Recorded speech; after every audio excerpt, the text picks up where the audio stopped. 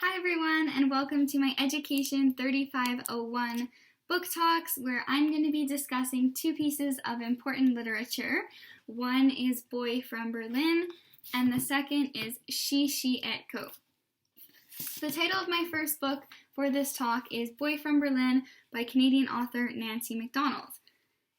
Nancy also happens to be my wonderful aunt, but this is an unbiased book talk. I just really loved her share her work with others. Nancy is a former writer/producer for television series that appeared on CBC and TV Ontario for the middle age group. She wrote Boy from Berlin following her husband Heinz Avigdor's passing, based on his childhood fleeing from Europe during the Holocaust. Nancy retraced the journey of his family when writing the book to gain perspective on these important places, trying to recreate it from Heinz's little boy point of view. This book was published in May of 2018 and has a much anticipated sequel, One Boy's War, that came out April 29th of 2020. The front cover is illustrated by Gail Collins and Bern Gorky in collaboration with author Nancy MacDonald, who had a very clear vision of what she wanted for it. The book is aimed at middle school readers around aged 8 to 12 and is written from the first-person perspective by main character 8-year-old Kiefer Avigdor. Other characters include his older siblings Bibi and Peter and his parents Rafik and Elsa. The hero of the story is 8-year-old Kiefer, who struggles questioning his and his family's identity, constantly wondering, are we Jewish? And why do others assume we are Jewish? Kiefer's older brother Peter is the favorited son and is who their father believes will become a successful engineer. Often, Kiefer is living in the shadow of Peter. Bibi is the middle child, the only girl, and often the peacemaker in the family. She very much so resolves brotherly conflict. Kiefer's father, Rafik, is a very talented aeronautical engineer who developed an air pump that was a game changer for the German army and was sold to the Allies in the war. Rafik knew what he had to do to keep his family safe during these uncertain times. Kiefer's mother, Elsa, does what is required for her family to survive. Elsa has a close relationship with her sister, Charlotte, and finds it quite painful to leave Germany without her. I'm going to have a brief introduction to the plot. So, in 1938 Germany, Kiefer Avigdor hasn't had much to worry about in his young life, other than the knowledge that he's his father's least favorite child. One night, he overhears a whispered conversation between his mama and aunt that leads him to believe that he may be Jewish, and gives him a sense that life is going to change. Bad things happen to Jews, he knows, but is that why he and his family must flee Berlin in the night with little more than the clothes on their back? As they make the treacherous journey across Europe, Kiefer is tested time and time again. So now I'm going to do an oral reading from the book. I've selected chapter 7 at the beginning, halfway through the page. Bibi ran into my room. She had thrown on a dressing gown over her pajamas, but her hair was tousled. Kiefer, what's happening? She was breathless. Hitler is going to bomb England, I think. I hope he doesn't bomb us. He won't, I had to shout as the planes grew louder as they came closer. They were definitely German. I could make out the wave as the wave flew past. Then suddenly the planes came in the distance, started turning around over the North Sea and heading back. Kiefer, look, they're coming back. Why would that be? Were British bombers chasing them? Or... My throat was dry and my hands on the camera were moist. As we watched them approach The Hague, they started dropping what looked like small, dark eggs that disappeared behind the buildings. Suddenly, we saw bright lights as they struck their targets. From the ground, Dutch gunfire answered back. I took a few more photographs. Click, click, click. Within moments, we saw a plane start to fall, leaving a trail of fire behind it. It hit the ground with a loud bang. I could feel the reverberations, and more flames leapt into the air. Then another bomber was hit. It too spiraled downwards. The sky was turning an eerie orange. To the southwest, another firefight broke out between German pilots and Dutch forces on the ground. More planes fell from the sky. It was terrifying and thrilling at the same time. I took another photograph. Click, wishing my camera could take a real wide shot of the plane soaring, the smoke rising, and the flashes of gunfire coming from both directions. BB tugged at my pajama top. I tore myself away from the scene outside the window and raced after downstairs to Papa and Mama's room. They stood in their balcony, their eyes riveted to the sky. Peter stood beside them. By this time, a few Dutch folks were in the air as well. Papa, what's happening? You can see for yourself, Kafer, said Papa. Holland is being invaded by the man who just last night promised to never attack his good friend. I hope that gave you guys a good taste for the book. So now I'm going to be talking about Boy from Berlin in relation to the Alberta curriculum and where it could be used for a literacy activity. So the Grade 7 Social Studies program of study discusses immigration and migration and how Canada has shaped individual and collective identities.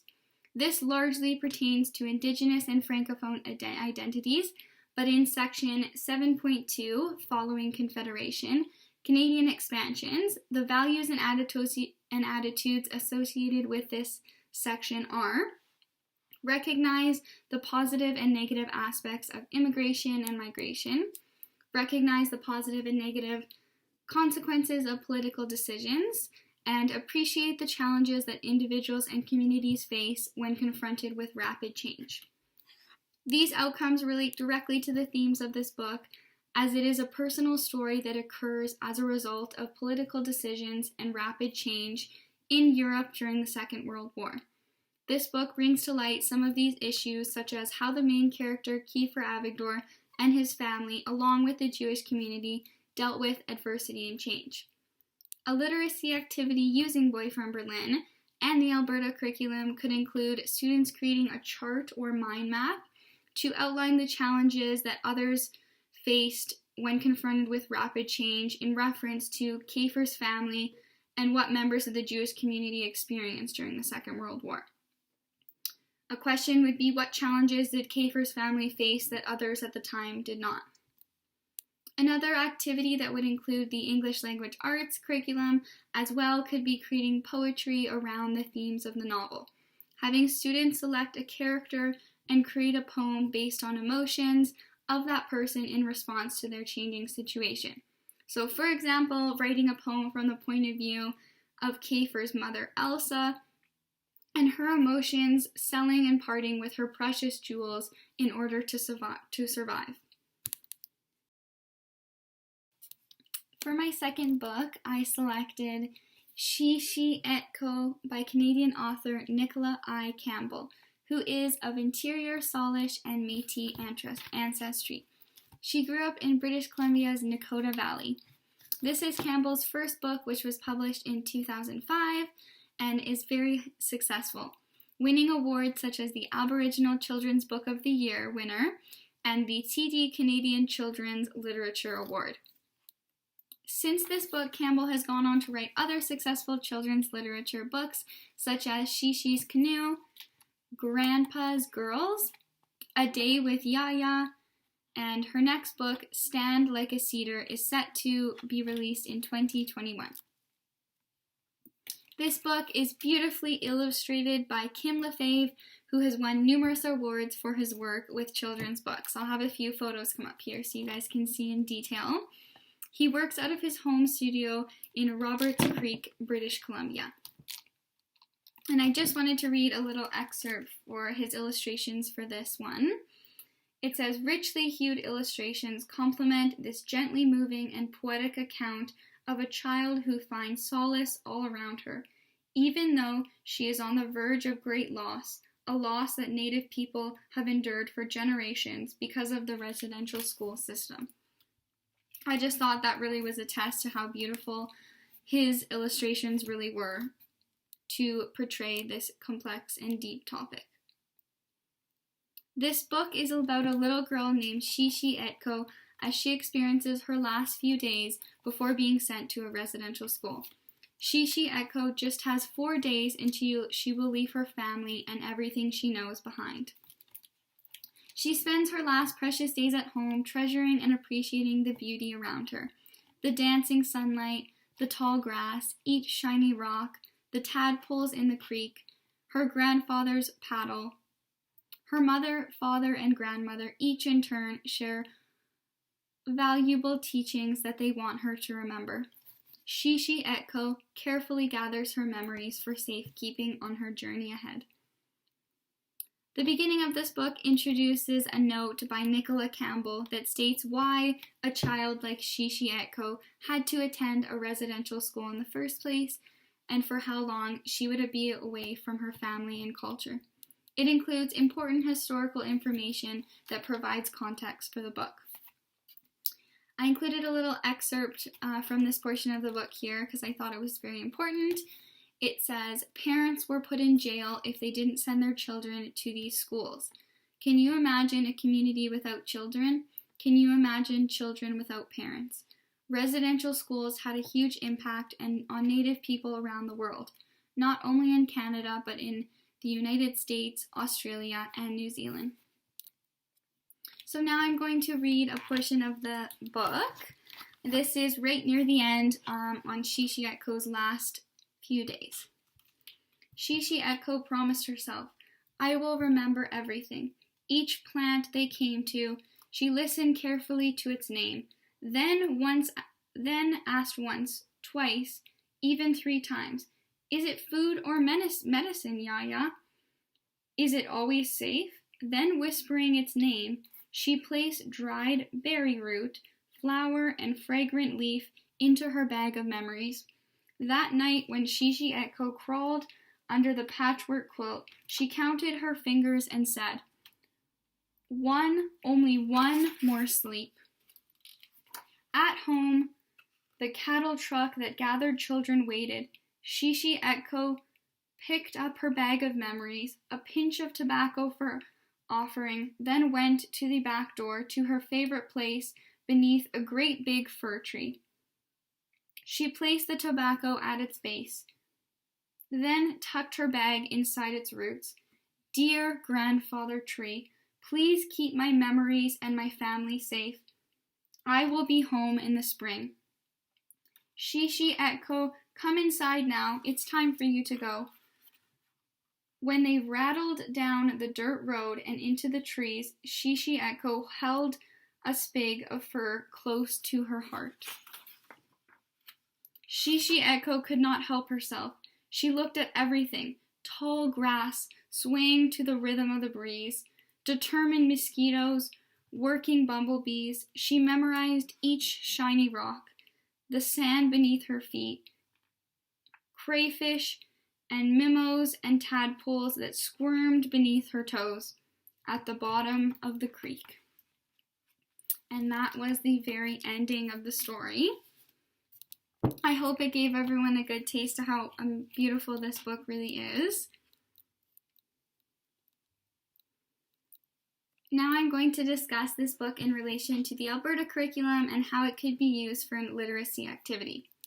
Incorporating Indigenous literature is super important for all children in your classroom, and in the grade 4 curriculum has many outcomes that relate specifically to this story, the historical people of Alberta.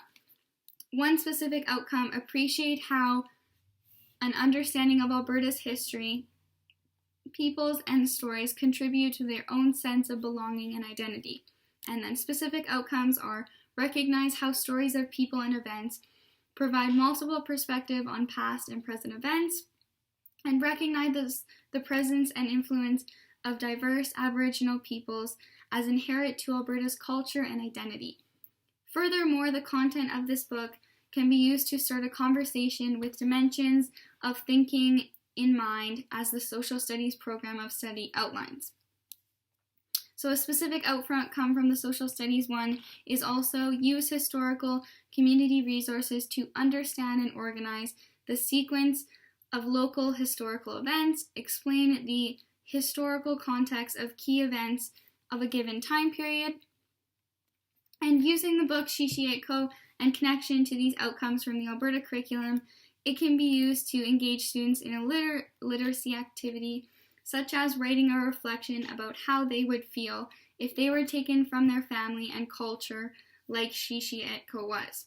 Furthermore, reflecting on questions posed in the sleeve of the book, as mentioned earlier, that says, can you imagine a community without children? Can you imagine children without parents? And that's all I have for my book talk today. Thank you everyone for listening.